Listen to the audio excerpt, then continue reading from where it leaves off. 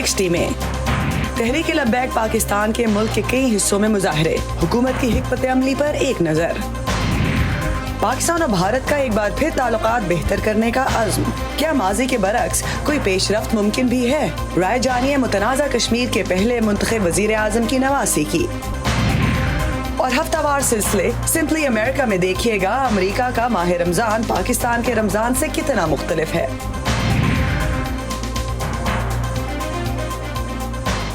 Programme view 360 में खुशामदीद। Voice of America के Washington studio से मैं हूं एरम अब्बासी। पाकिस्तान में एक बार फिर हुकूमत और तहरीक लब्बैक पाकिस्तान आमने सामने नज़र आ रही है। TLP के सरबराह साद हुसैन रिजवी ज़ेर हिरासत हैं। उन समेत जमात के दीगर रहनुमाओं और कारकुनों के खिलाफ ताज़ियात पाकिस्तान अमन आमा के ऑर्डिनेंस और इंसदाद दहशतगर्दी एक्ट के तहत मुकदमा दर्ज किए जा चुके हैं। FIR के मुताबिक TLP के मुजाहिरीन ने कई पुलिस एहलकारों पर तशद्दुद किया, जबकि TLP का कहना है कि उसके कारकुनान भी मारे गए। तहरीक लब्बैक का कई माह से मुतालबा है कि पैगम्बर इस्लाम के फ्रांस में गुस्तखाना हाके शाया किए जाने पर फ्रांसीसी सफ़ीर को मुल्क बदर किया जाए।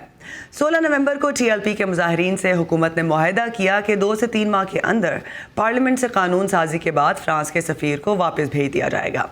जनवरी में TLP ने फिर से एहतजाज की कॉल दी, मगर 11 जनवरी को हुकूमत से एक और मुआहदा तय पाया, जिसके बाद धरना मुलतवी हो गया। वज़ीर आज़म इमरान खान ने फरवरी में इस्लामाबाद में सहाफ़ियों से गुफ्तगू के दौरान कहा था कि उनकी हुकूमत TLP के मुतालबात को 20 अप्रैल के बाद पार्लियामेंट में लेके जाएगी। 11 अप्रैल को TLP की मरकज़ी शूरा ने ऐलान किया कि अगर हुकूमत ने उनके साथ किए गए मुआहदे के मुताबिक फ्रांस के सफ़ीर को मुल्क बदर और फ्रांसीसी मसनूआत का बॉयकॉट ना किया तो 20 अप्रैल की रात को लाहौर से इस्लामाबाद की तरफ मार्च किया जाएगा। इसके बाद तंजीम के सरबराह साद रिजवी की गिरफ्तारी हुई और TLP के मुजाहिरीन सड़कों पर निकल आए। लाहौर से हमारे साथी ज़िया रहमान इस वक्त हमारे साथ हैं। ज़िया, अभी हुकूमत ने ये फैसला किया है कि TLP को कालादम करार दिया जाएगा, इस हवाले से क्या तफसीलात हैं? देखिए, जो पाकिस्तान के वफाकी वज़ीर दाखिला हैं शेख रशीद अहमद, उन्होंने अब से थोड़ी देर कबल एक प्रेस कॉन्फ्रेंस में इस बात का ऐलान किया है कि पाकिस्तान की हुकूमत ने तहरीक लब्बैक पाकिस्तान पर इंसदाद दहशतगर्दी एक्ट के तहत पाबंदी लगाने का फैसला किया है। उन्होंने इस हवाले से मजीद बताया, चूंकि ये पंजाब में हुआ है तो पंजाब हुकूमत की दरखास्त पर उन्होंने पंजाब हुकूमत की जानिब से एक मरासला मौसूल हुआ, जिसमें कहा गया कि तहरीक लब्बैक के ऊपर जो है वो पाबंदी लगा दी जाए, जिस पर वफाकी वज़ीर दाखिला ने एक समरी बना के वज़ीर आज़म हाउस को भिजवा दी है। उसके बाद जो वज़ीर आज़म हाउस है वो उसके ऊपर फैसला करेगा, और ये कहा गया है कि जो वफाकी काबीना है वो अगर मंजूरी दे देती है तो तहरीक लब्बैक के ऊपर मुकम्मल तौर पर पाबंदी लग जाएगी। अब ये देखना ये है कि जो काबीना का इजलास है वो हफ्तावार होता है, क्योंकि मंगल के रोज, आज चूंकि पाकिस्तान में बुध का दिन है, मंगल एक दिन पहले वफाकी काबीना का इजलास हो चुका है, या तो अगले मंगल तक इसको दोबारा से ज़ेरे गौर लाया जाएगा, या फिर ये होता है दूसरी सूरत में कि जो फौरी नौयत के जो मामलात होते हैं उस पर वफाकी काबीना के दिन के इजलास का इंतजार किए बगैर उसके ऊपर पाबंदी जो है वो लग जाती है। अब से थोड़ी देर पहले चूंकि वज़ीर आज़म हाउस को ये मौसूल हो चुकी है, जिसके बाद इसके ऊपर पाबंदी लगाई जा सकती है। अगर तहरीक लब्बैक के ऊपर पाबंदी लग जाती है तो इसको तहरीक लब्बैक को जो है चूंकि कलअदम करार दे दिया जाएगा, जिसके नतीजे में जो इनके तमाम जो मुंजमद अकाउंट है पाकिस्तान में, तमाम जो अकाउंट है उनको मुंजमद कर दिया जाएगा। ये किसी भी किस्म की सरगर्मी नहीं कर सकेंगे, और साथ ही साथ जो पाकिस्तान की वफाकी हुकूमत है वो इलेक्शन कमीशन ऑफ पाकिस्तान को लिखेगी कि ये किसी भी किस्म की सियासी सरगर्मियाँ नहीं कर सकते। लिहाजा जो इनके ऑलरेडी जो मुंतखब नुमाइंदे हैं, खा वो सूबाई असम्बली में है या वफाकी असम्बली में है, उनके ऊपर पाबंदी लगाई जाए। अगर इलेक्शन कमीशन भी ये पाबंदी लगा देता है तो तहरीक लब्बैक किसी भी किस्म की सियासी सरगर्मी में कोई सरगर्मी में हिस्सा नहीं ले सकेगी, किसी किस्म का कोई चंदा इकट्ठा नहीं कर सकेगी, और ये जो हुकूमत है वो तमाम इनके इदारे बंद कर सकेगी। इनके जितने भी इंस्टीट्यूशंस हैं, खा वो दीनी मदारिस हैं या वो तिब्बी इमदाद के मदारिस हैं, यानी कि जो डिस्पेंसरियाँ हैं, वो तमाम के तमाम बंद कर दिए जाएंगे, उनके ऊपर पाबंदी लगा दी जाएगी अगर वफाकी काबीना भी इस बात की इजाज़त दे देती है। अभी चूंकि सूरत जी ज़िया, मैं ये पूछना चाह रही थी कि आपने पाबंदी की बात की, और हम ये भी जानते हैं कि इस जमात की जो स्ट्रीट पावर है वो भी बहुत ज़्यादा है। आप समझते हैं कि पाकिस्तान की हुकूमत, माहिरीन क्या कहते हैं कि इनकी ये जो क़ुव्वत है सड़कों पर लोगों को लाने की, मुजाहरे करने की, वो बर्दाश्त कर पाएगी? देखिए इरम अब्बासी, इस सिलसिले में हमारे 2 लोगों से यहाँ पे बात हुई है। एक जो पाकिस्तान में इंसानी हकूक़ की गैर सरकारी तंजीम है, human rights commission of Pakistan के जो सेक्रेटरी जनरल हैं हारिस खलील, وہ یہ کہتے ہیں کہ حکومت کا فیصلہ تو درست ہے لیکن حکومت نے اس کو ٹیکل کس طرح سے کرنا ہے وہ حکومت کے لیے بہت بڑا چیلنج ہوگا, کیونکہ تحریک لبیک کی بہت بڑی پاور ہے جو اس تحریک کے جو سربراہ تھے خادم حسین رضوی مرحوم, انہوں نے اس میں ایک جان پیدا کر دی تھی. اب ان کا جو بیٹا ہے اس کے لیے بھی ایک ٹیسٹ کیس ہے, لہٰذا حکومت کو اس میں طاقت کا استعمال تو کرنا پڑے گا لیکن ایسی طاقت کا استعمال نہ کیا جائے جس سے کسی بھی قسم کے جانی نقصان کا اندیشہ ہو. دوسری جانب جب ہماری تجزیہ کاروں سے بات ہوتی ہے, سینئر صحافیوں سے بات ہوتی ہے, یا وہ جو دیگر دینی جماعتیں ہیں پاکستان میں, خاص طور پر جو سنی تحریک ہے یا جمعیت علماء پاکستان ہے, وہ یہ کہتے ہیں کہ حکومت مذاکرات کے ذریعے ان سارے معاملے کو حل کرے بجائے کہ طاقت کا استعمال کریں, کیونکہ اگر طاقت کا استعمال ہوتا ہے تو دونوں اطراف سے بہت نقصان کا اندیشہ ہوتا ہے جس میں پبلک پراپرٹی کا بھی نقصان ہوتا ہے. اور اگر ابھی تک کی میں آپ کو صورتحال بتاؤں ارم, تو ابھی تک شیخ رشید کے مطابق پاکستان بھر میں جو جھڑپیں ہوئی ہیں تحریک لبیک کے کارکنوں کے ساتھ, اس کے نتیجے میں 2 پولیس اہلکار ہلاک اور 340 کے قریب جو ہے وہ زخمی بتائے جاتے ہیں. دوسری جانب تحریک لبیک کے جو عہدیداران ہیں ان کا یہ دعویٰ ہے کہ ان کے بھی 4 افراد جو ہیں وہ ہلاک ہو چکے ہیں اور کئی زخمی ہیں, لیکن ان کی کسی آزاد ذرائع سے تصدیق نہیں ہوئی کہ واقعی ان کے جو افراد ہیں, جو کارکنان ہیں, وہ ہلاک ہوئے ہیں یا نہیں ہوئے ہیں. ابھی بھی اگر ہم بات کریں تو اسٹریٹ پاور ان کی بہت زیادہ ہے, کیونکہ پاکستان کے ہر چھوٹے بڑے شہروں میں ان کے مدارس ہیں. ضیاء یہ بتائیے گا آخری سوال کہ زندگی شہریوں کی کتنی متاثر ہو رہی ہے مختصراً؟ یہ بہت اہم سوال ہے اور آج تیسرا دن ہے, حکومت نام کی کئی چیز ہمیں نظر نہیں آتی, حکومتی رٹ نظر نہیں آتی. ابھی پاکستان کے بہت جو بڑے شہر ہیں, خاص طور پہ لاہور ہے, اس کی مختلف جگہ بند ہیں, شاہدرہ بند ہے, ٹھوکر نیاز بیگ, فیروز پور روڈ بند ہے, اسی طرح اسلام آباد کے کچھ علاقے اور راول پنڈی کے کچھ علاقے بند ہیں, کراچی میں جگہ جو ہے بہت ساری بند ہے, اسی طرح جو جی ٹی روڈ ہے وہ مختلف جگہوں سے بند ہے. حکومت کھلوانے کی کوشش کرتی ہے لیکن تحریک لبیک کے کارکن پھر وہاں پہ آ جاتے ہیں, دھرنا دیتے ہیں, احتجاج کرتے ہیں, جس کے باعث وہ سڑکیں جو ہے وہ دوبارہ بند ہو جاتی ہیں اور اس سب میں جو ہے ٹریفک کی روانی کو خاصی دشواری ہوتی ہے اور شہریوں کو ایک جگہ سے دوسری جگہ جانے میں شدید دشواری ہوتی ہے. آج چونکہ ماہ مقدس کا پہلا روزہ ہے تو اس سلسلے میں بھی لوگ چونکہ آ جا رہے ہیں تو انہیں اچھی خاصی دشواری ہے اس سلسلے میں ایک جگہ سے دوسری جگہ جانے میں. ضیاء الرحمان, ہمارا ساتھ دینے کے لیے بہت بہت شکریہ. دنیا بھر سے اہم خبروں اور دلچسپ معلومات کے لیے آئیے ہماری ویب سائٹ urduvoa.com پر. یہ سارا کانٹینٹ آپ کو ملے گا ہمارے سوشل میڈیا پلیٹ فارمز پر بھی, تو آئیے facebook.com/VOA اردو پر, ٹویٹر پر ہمارا ہینڈل ہے @urduvoa. شکریہ شکریہ شکریہ کورونا سے متاثرہ مریضوں کا علاج کرنے والے ڈاکٹروں کا, اپنی صحت خطرے میں ڈال کر کام جاری رکھنے والے نرسنگ اور پیرامیڈیکل سٹاف کا, شکریہ پولیس اور سیکیورٹی اداروں کے اہلکاروں کا, فلاحی اداروں اور رضاکاروں کا, درس و تدریس کا سلسلہ جاری رکھنے والے اساتذہ کا, شکریہ حکومتی اہلکاروں کا, صحافیوں کا, اور آپ سب کا, کیونکہ ہم سب مل کر اس وبا کو ہرائیں گے. پاکستان اور بھارت کے مابین جنگ بندی کے حالیہ معاہدے کے بعد امید تو کی جا رہی ہے کہ دونوں ملکوں کے درمیان تجارت, سفارتی تعلقات کی بحالی اور کشمیر کے حتمی حل پر پیش رفت ہوگی. لیکن کشمیر کی تاریخ اور سیاست پر نظر رکھنے والے کیا دیکھ رہے ہیں؟ اس بارے میں ہماری ساتھی مونا کاظم شاہ نے کشمیر کے پہلے منتخب وزیر اعلیٰ شیخ عبداللہ کی نواسی ڈاکٹر نائلہ خان سے بات کی, جو کئی کتابیں لکھ چکی ہیں. شیخ عبداللہ کے صاحبزادے فاروق عبداللہ اور پوتے عمر عبداللہ بھی کشمیر کے وزیر اعلیٰ رہ چکے ہیں. نائلہ علی خان کی اسلام آباد اور نئے دہلی کے اقدامات سے کیا توقعات ہیں, جانتے ہیں ان کی زبانی. جیسا کہ آپ جانتی ہیں 5 اگست 2019 سے کشمیر میں ایک پولیٹیکل پیرالسس ہے, کیونکہ 5 اگست کو کشمیر کا آٹونومس سٹیٹس ریووک کیا گیا تھا اور جو جموں اینڈ کشمیر کا کانسٹیٹیوشن تھا وہ بھی ریووک کیا گیا تھا, اور تب سے وہاں پہ پولیٹیکل ایکٹیویٹی کو ریوائیو نہیں کیا گیا ہے. تو اس وقت جو ہم ایک سیز فائر دیکھ رہے ہیں انڈیا اور پاکستان کے بیچ, اور جو اس وقت ایک ماحول بنا ہوا ہے بات چیت کا, ڈائلاگ فورج کرنے کا, میرے خیال سے یہ بہت ضروری ہے, یہ بہت ہیلتھی ہے, and this is the need of the hour. Naila, ہم یہ جاننا چاہیں گے کہ ماضی میں بھی اس طرح دیکھا گیا ہے کہ ہم انٹرولز دیکھتے ہیں ان دونوں ملکوں کے مابین, جب حالات جو ہے وہ لگتا ہے کہ بہتری کی طرف جا رہے ہیں, جنگ بندی کی طرف جا رہے ہیں, لیکن پھر کوئی نہ کوئی چیز جو ہے اس سے معاملات جو ہے وہ خراب ہوتے دکھائی دیتے ہیں اور پھر معاملہ جوں کا توں رہتا ہے اور کوئی سلوشن نہیں ریچ ہو پاتا ہے. اس دفعہ آپ کیا دیکھ رہی ہیں, کیا مختلف ہے اس دفعہ جو پچھلی دفعہ سے آپ کو الگ لگ رہا ہو اس دفعہ کہ جس سے کوئی امید جوڑ سکیں لوگ؟ دیکھیے یہ دونوں ممالک دہشت گردی کے وکٹمز ہیں. دونوں ممالک نے سفر کیا ہے because of terrorism, because of religious fanaticism. اس وقت دونوں ممالک کی اکانومی بہت سفر کر رہی ہے, فلاؤنڈر کر رہی ہے, کیونکہ پالیسی صحیح نہیں ہے. تو میرے خیال سے میں کوئی خاص فرق اس وقت نہیں دیکھ رہی ہوں. حالانکہ اس وقت سیاستدان نیگوشیشنز کی بات کر رہے ہیں, ڈائلاگ کی بات کر رہے ہیں, لیکن جیسا کہ آپ نے کہا اس قسم کا ڈائلاگ ہم نے پہلے بھی دیکھا ہے.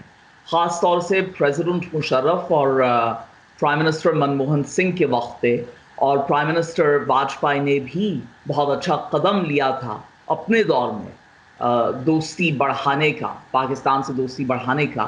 But as you rightly pointed out, those moves didn't go anywhere. Those were temporary, ephemeral. تو اس وقت بھی اگر دونوں ممالک کی پولیٹیکل لیڈرشپ نے ایک کنسسٹنسی نہیں دکھائی, ایک میچورٹی نہیں دکھائی اور ایک بہت مضبوط پولیٹیکل ول نہیں دکھایا, تو یہ ٹاکس they will fizzle out exactly as they have in the past. But I think what is important to realize is that we have a lot at stake. Bharat کے زیر انتظام کشمیر سے خصوصی آئینی حیثیت واپس لینے کے بعد گزشتہ دسمبر میں جموں اور کشمیر میں مقامی کونسلز کے انتخابات کرائے گئے. ان میں بی جے پی کو کل 75 سیٹس ملیں, جبکہ حزب اختلاف کی جماعتوں کا اتحاد 110 سیٹس جیتنے میں کامیاب ہوا. تجزیہ کاروں کا کہنا ہے جہاں ایک طرف نتائج سے یہ ظاہر ہوا کہ کشمیریوں نے مودی حکومت کے اقدامات کو مسترد کر دیا ہے, وہیں بی جے پی کی کشمیر میں 3 نشستوں پر جیت کو نظر انداز نہیں کیا جا سکتا. بھارت کے زیر انتظام کشمیر کا لگ بھگ نصف حصہ جنگلات پر مشتمل ہے جو جانوروں کا مسکن ہے, لیکن انسانی آبادی میں اضافے سے اب جانوروں اور انسان کی لڑائی خطرناک شکل اختیار کر رہی ہے. تفصیلی رپورٹ ہم جلد ویو 360 میں پیش کریں گے, ابھی دیکھتے ہیں اس کی ایک جھلک.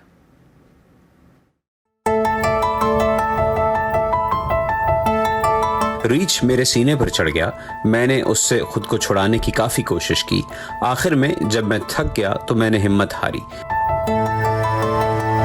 جانور کو نہیں پتا ہے کہ یہ میرے لیے ڈیفینسو وے میں آیا ہے یا آفینسو وے میں. جانور کے پاس یہ ٹریٹس جو ہوتے ہیں, نیچرل ٹریٹس, یہ ڈیفینسو میکانزم ہوتا ہے, یہ کوئی آفینسو میکانزم نہیں ہوتا ہے.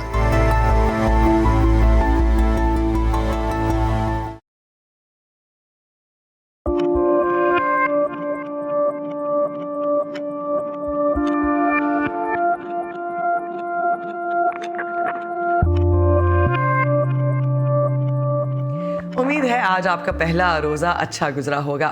ہمارے ہفتہ وار سلسلے سمپلی امریکہ میں فائزہ بخاری آج آپ کو لے جا رہی ہیں ایک مارکیٹ میں جہاں سال بھر تو مسلمان خریداری کرتے ہی ہیں, رمضان کے دوران ان کے لیے بازار اور بھی اہم ہو جاتا ہے. امریکہ میں رمضان پاکستان سے کیسے مختلف ہوتا ہے, جانتے ہیں آپ کے سوالوں کے جواب سمپلی امریکہ میں. ویلکم ٹو سمپلی امریکہ, یعنی امریکہ آسان الفاظ میں.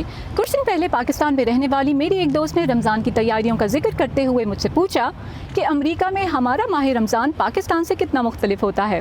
اس سوال کا جواب تلاش کرنے میں ورجینیا کے بروک فیلڈ پلازا آئی ہوں, جو جنوبی ایشیائی ریسٹورنٹس اور دکانوں کی وجہ سے واشنگٹن اور اس کے آس پاس رہنے والی پاکستانی, انڈین اور بنگلہ دیشی کمیونٹی میں خاص طور سے مقبول ہے.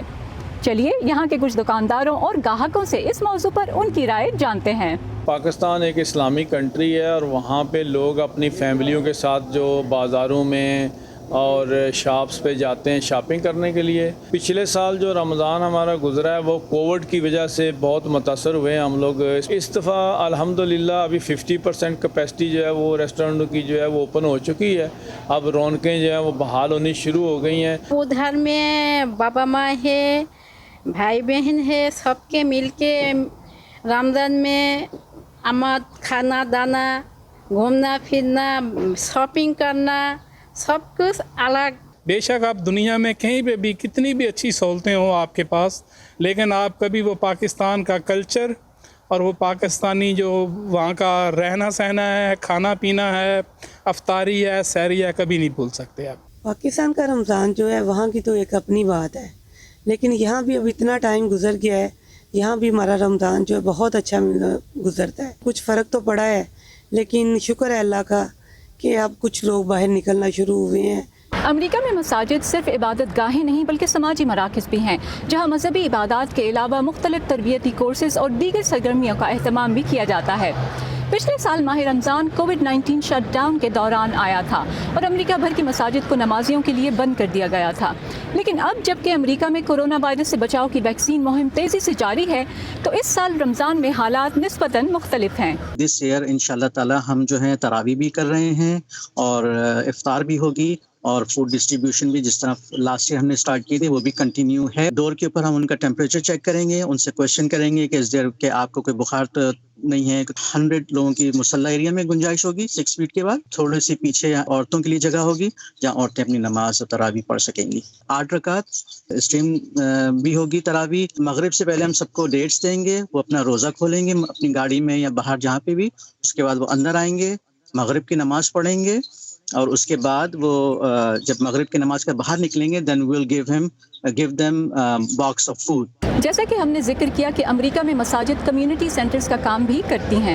رمضان میں ان مراکز کی سرگرمیاں اور بھی بڑھ جاتی ہیں. ان میں سے ایک روزے داروں کو افطار اور ضرورت مند گھرانوں کو مفت گروسری فراہم کرنا بھی ہے. یہ سب کام کمیونٹی ہی کے مخیر افراد کے عطیات سے سر انجام پاتا ہے.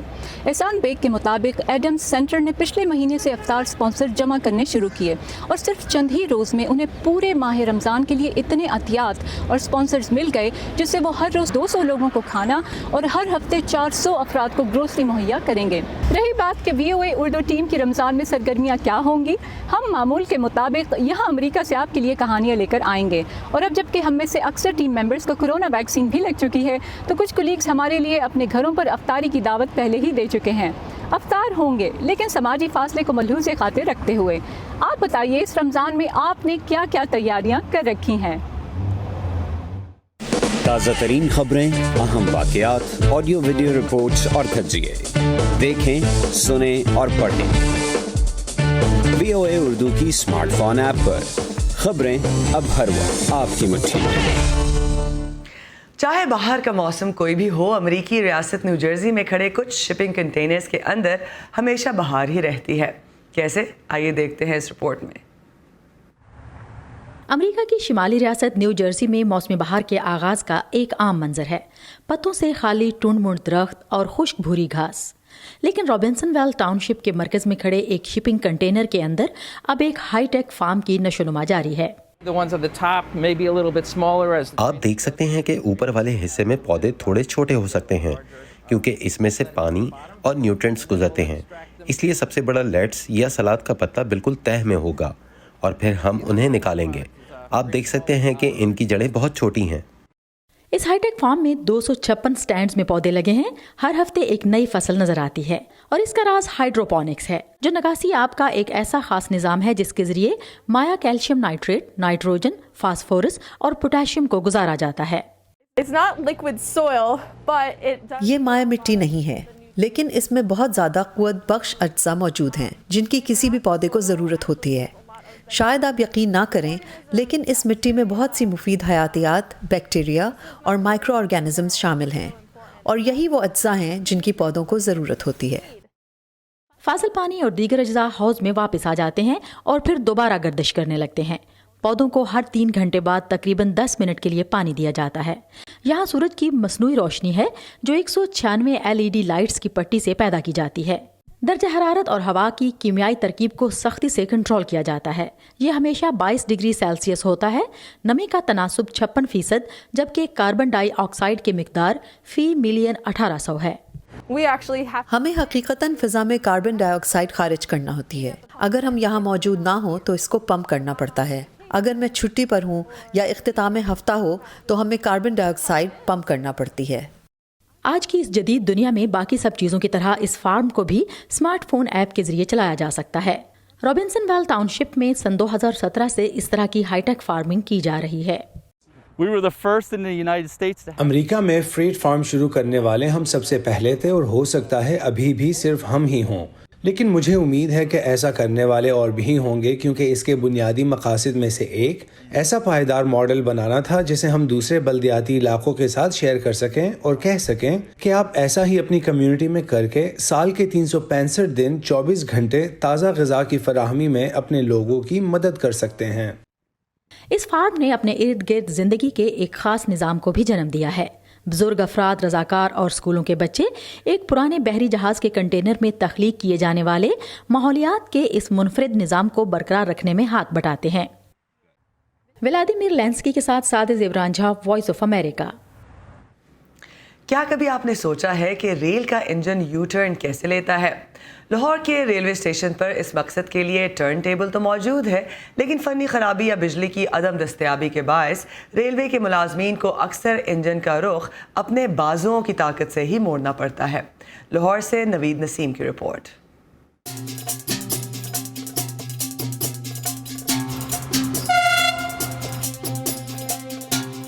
पाकिस्तान रेलवे के ये मुलाजिम पहलवानों से कम नहीं, जो टनों वजनी रेल इंजनों का रुख अपने जोरे बाजू से मोड़ते हैं। टर्न टेबल ते जड़ियां पिंडी तो गड्डियां आंदी रावलपिंडी से जो ट्रेन टर्न टेबल पर आती है, इनका मुंह दोबारा रावलपिंडी की तरफ मोड़ दिया जाता है, और जो कराची से आती है टर्न टेबल पर इसका मुंह फिर से कराची की जानिब मोड़ दिया जाता है।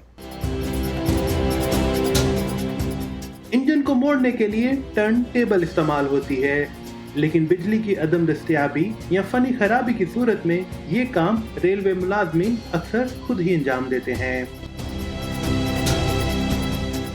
जब मोटर खराब होती है ना, जब मोटर ख़राब होती है तो फिर 4, 5, 6 लोग दस्ती तरीके से इंजन को घुमाकर इसका रुख मोड़ते हैं। छोटे इंजन का वजन कम होता है और जोर भी कम लगता है, उसे 4-5 लोग भी घुमा लेते हैं। मगर जब बड़े 6 और 9000 पावर के इंजन आते हैं, उनका वजन 33-34 टन होता है, उस पर ज्यादा ताकत लगती है, इसलिए कम से कम 6 अफराद चाहिए होते हैं घुमाने के लिए।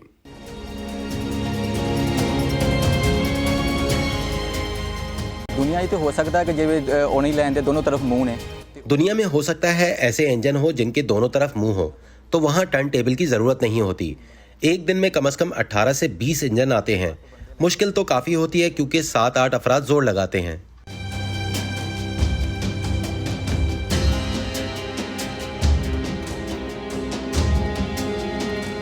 जोर तो आखिर लगता है, उनका वजन बहुत ज्यादा होता है। टर्न टेबल का अपना वजन और फिर उसके ऊपर इंजन आता है, उसका भी वजन होता है। बाज़ औक़ात हमारे बाजू और टांगे कमजोर पड़ जाती हैं क्योंकि ताकत के बगैर ये नहीं घूमता।